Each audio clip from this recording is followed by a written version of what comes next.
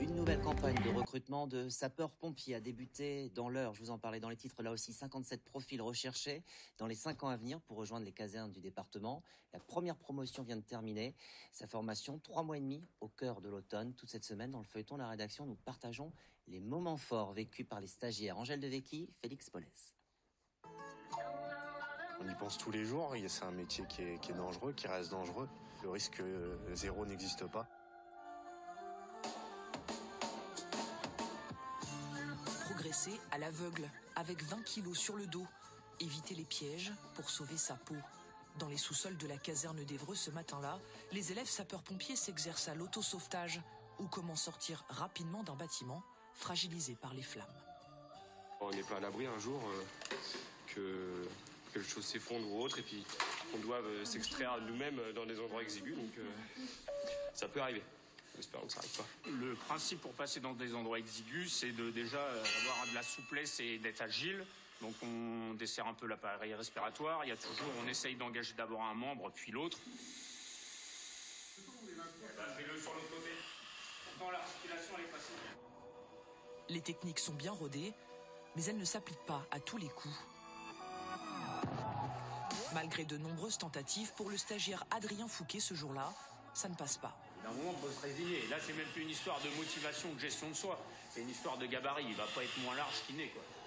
L'exercice est écourté, mais pas de quoi décourager ce pompier expérimenté, volontaire dans l'Eure depuis plus de 10 ans. C'est pour voir les limites en fait. Ouais. Tous les exercices, c'est pour voir les limites physiques et ce qu'on est capable de faire avec le matériel qu'on a à disposition. On est comme on est, j'ai d'autres... Mon physique me sert sur autre chose, mais pas sur les passages dans les petits trous. Connaître ses limites et faire preuve de courage. Adrien, l'ingénieur en plasturgie, vient de quitter son poste pour devenir sapeur-pompier professionnel. Ce qui me fait vibrer le plus, en fait, c'est de se sentir utile, d'apporter un réconfort. Aujourd'hui, notre métier, il s'oriente beaucoup sur le social. On fait 80-85% de nos interventions, c'est du secours à personne. Ce réconfort, cette bienveillance sociale qui, en tout cas, moi, me fait apprécier ce métier. Comme Adrien, ils sont 18 à s'être lancés dans l'aventure. 3 mois et demi de formation intense, intégrée sur concours. Une promotion de 12 hommes et 7 femmes qui, pour la plupart, se sont engagés très jeunes chez les volontaires. Désormais, ils réalisent leur rêve, devenir sapeurs-pompiers professionnels. Ils partent tous avec un niveau différent au départ. Certains sont inexpérimentés. D'autres, au contraire, ont déjà un parcours assez important de sapeurs-pompiers. Et l'objectif, c'est qu'on puisse tous les faire progresser dans leur formation et de leur apporter le niveau nécessaire pour être de bons sapeurs-pompiers professionnels. Et un bon pompier professionnel, c'est vivre en communauté. De septembre à décembre, la promotion a vécu en internat près d'Évreux sur le domaine de la Noé. Un avant-goût de la vie en caserne, en pleine nature, au bord d'un étang. Le terrain de jeu idéal pour travailler sa condition physique. Donc on part pour un footing entre 20 et 30 minutes. C'est juste histoire de se dégourdir les jambes. J'ai bien fait de reprendre le compote, on est quoi là? Après le mental, c'est le physique qui travaille quoi. C'est physique en fait, journaliste. Le sport fait partie intégrante de la formation. Course à pied, piscine, renforcement musculaire. Dans quelques semaines, ils seront notés sur 11 épreuves. Car un bon pompier professionnel doit aussi être solide. Déjà, ça vous permet de se connaître soi-même, de pouvoir être concentré sur sa mission, gérer son stress. Regardez, c'est un plaisir, là. Avec un coucher de soleil. Et après l'effort, le réconfort, ce soir, la promo a droit à un moment de détente un peu spécial.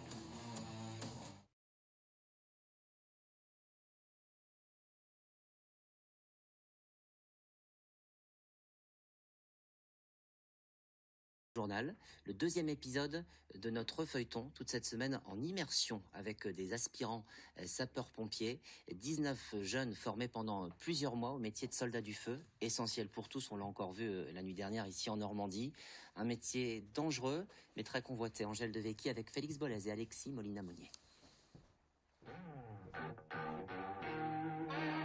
Depuis toute petite, je vois les camions rouges comme quelque chose qui me fait vraiment rêver. Je sais que c'est ça que je veux faire. Événement exceptionnel, dispositif exceptionnel. La promotion a eu l'autorisation des formateurs. Une pizza devant le premier match des Bleus en Coupe du Monde. La première vraie soirée de détente de ces futurs pompiers depuis le début de leur formation il y a 2 mois.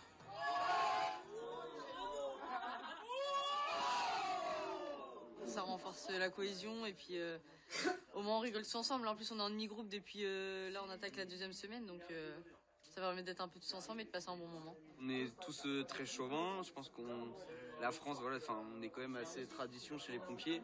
Et puis très équipe, très cohèse. Donc ouais, je pense qu'on peut faire le lien Avec les Bleus. avec les Bleus. Des Bleus victorieux face à l'Australie et les supporters, toujours disciplinés, peuvent faire retomber la pression. Il est 23h passées. Pour certains, la soirée se termine là. D'autres, en revanche, sont encore pleins d'énergie.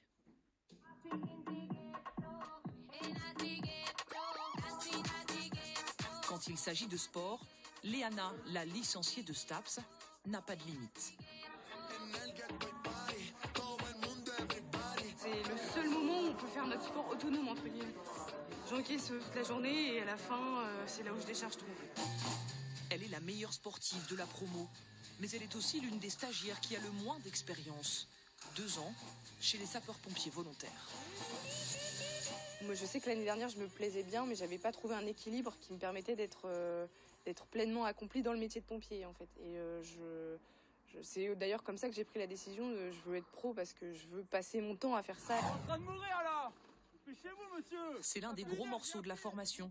1 semaine d'entraînement au secours routier, des simulations d'intervention sur accident. Une découverte pour Léana. Vous faites quoi dans la vie? Je suis au chômage. Je sais pas quoi dire. L'aspect comme communication avec les victimes, c'est parfois compliqué d'essayer d'engager une discussion. Je pense que c'est un axe d'amélioration. Prendre en charge un témoin embarrassant, désincarcérer en moins de 20 minutes un automobiliste coincé dans un habitacle.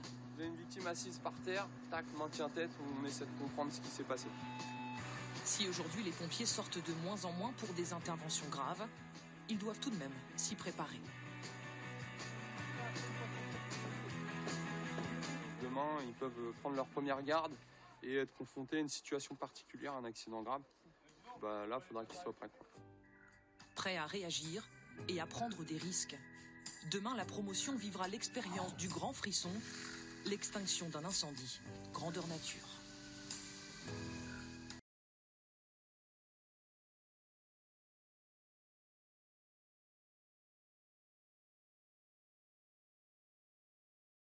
Épisode à présent de notre feuilleton sur les pompiers apprentis de l'Eure. Le SDIS vient de lancer une nouvelle campagne de recrutement sur 5 ans pour former au total 57 sapeurs-pompiers professionnels. Depuis lundi, nous les suivons dans cette aventure. Et ce soir, leurs premiers instants au contact du feu. Depuis le début de la formation, Angèle Devecchi et Félix Molez. C'est satisfaisant de rentrer chez soi et se dire ouais, on a fait quelque chose d'utile.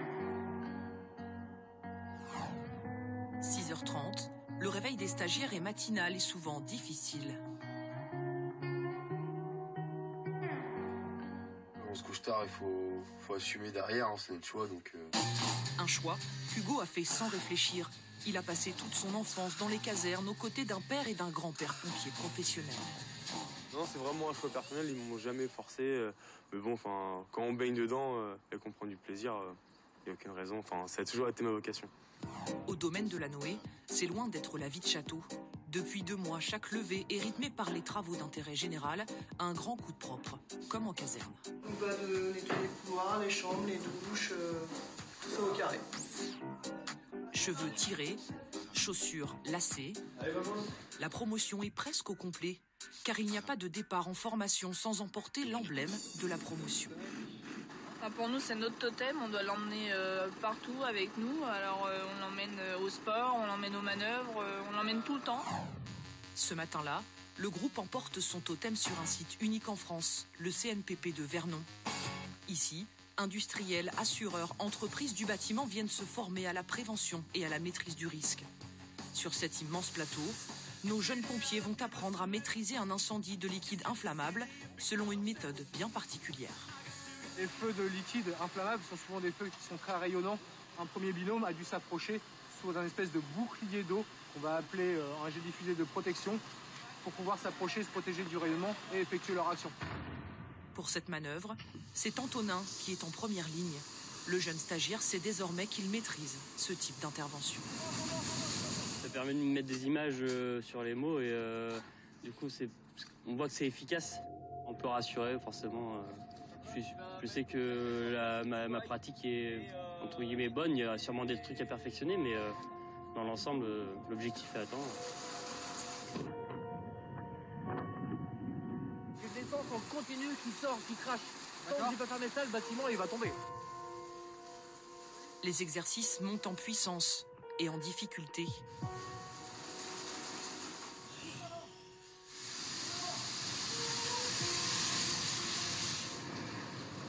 Noélie est la première à entrer dans ce hangar en flammes, avec le sang-froid qui caractérise les soldats du feu. Quand on rentre dans le bâtiment, on ne ressent pas grand-chose. On est concentré, on est focus sur la mission, sur notre sécurité, sur celle de notre équipier, les victimes à chercher, le foyer.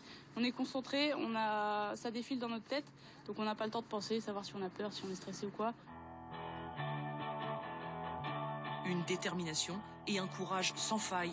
Pour beaucoup, cette journée sur feu réel est un aboutissement car ce type d'intervention est rare au cours d'une carrière de pompier.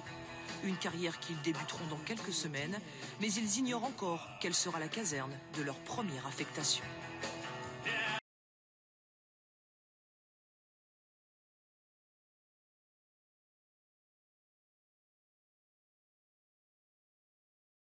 On poursuit notre immersion aux côtés de 20 sapeurs-pompiers stagiaires de l'Eure. Vous le savez, on suit leur quotidien depuis lundi.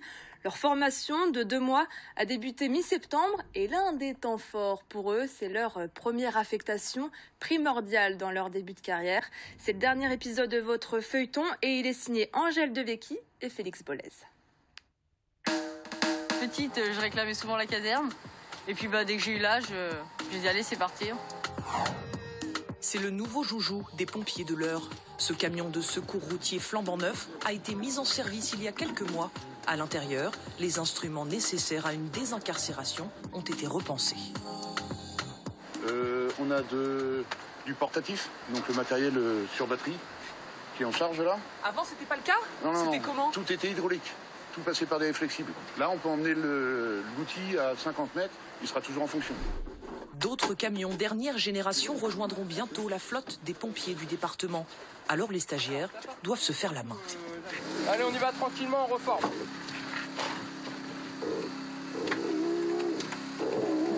Ok, halte. Et là, moi, ça me suffit. J'ai libéré le bras de la victime, bien qu'il soit encore pris par la portière. Le matériel est ergonomique, silencieux et facilite les interventions sur le terrain. Moins de bruit, avec les appareils électriques, plus confortable pour nous, pour la victime, pour qu'elle soit admise dans l'hôpital le plus vite possible. En fin de journée, les stagiaires retrouvent leur lieu de vie transformé en salle de classe. La formation ne se limite pas à la pratique. Pour intervenir, les futurs pompiers doivent maîtriser des notions théoriques proches de la physique-chimie. Cette braise-là, si j'agissais par inhibition dessus, je bloque la réaction chimique de la flamme, pas de problème, mais est-ce qu'on a agi sur l'énergie ? Non. Non, ça va directement se réenflammer. Ça, le soir, ça passe pas. Pourquoi ? Parce que c'est lourd, il va falloir être frais, pouvoir assimiler tous les enseignements qu'on a. Donc ça nécessite quand même une grosse concentration. Il faut comprendre pourquoi nos gestes, en fait. Peu importe que ce soit un incendie, secourisme ou autre, il y a toujours une explication de pourquoi on le fait de cette manière-là et pas autrement. Chloé a fait le choix de passer quelques mois loin de sa fille pour vivre son rêve. Mais dans cette aventure, elle a trouvé une autre famille. Ils aiment bien que je les serve à table le soir. Ils disent que je suis un peu la maman pour ça, mais on s'attache les uns aux autres. On dit qu'on a hâte d'être à la fin, mais on n'a pas hâte de tous se séparer. Mais bon, on se reverra. Ils se reverront en dehors du terrain et en intervention. Tous ces jeunes pompiers seront affectés dans une caserne de l'Eure. Ce soir-là, justement, le cours théorique est interrompu par une grande nouvelle. moment important pour vous, donc il est temps maintenant de vous donner vos affectations. Votre début de carrière va se faire dans le centre que je vais vous annoncer tout de suite. Un moment solennel auquel nous ne pouvons pas assister. Les stagiaires ont refusé notre présence par respect pour les déçus. C'est l'élément fondateur de leur carrière, donc c'est forcément un moment important. Tout le monde n'a pas son premier vœu parce que il faut aussi équilibrer en fonction de leur profil, de leurs compétences. Ils vont débuter dès le 31 décembre dans leur nouveau centre. Donc c'est aussi des incidences familiales pour eux, de logement, etc. Donc c'est normal que ça suscite autant d'attentes de leur part. Et parmi les heureux de la promotion, on retrouve Antonin dans sa caserne d'affectation. C'est ici, à Évreux, qu'il a fait ses classes. Le voilà aujourd'hui comblé de rejoindre officiellement les effectifs. D'y avoir goûté, ça m'a donné envie d'y revenir. Donc voilà, je pense que j'ai pas encore fait tout le tour de ce que peut m'offrir cette caserne. Et donc assez content quand même. Leur courage et leur dévouement forcent le respect. C'est d'ailleurs la devise de leur corporation. Car ces jeunes pompiers s'apprêtent à passer leur vie au contact du risque pour nous venir en aide.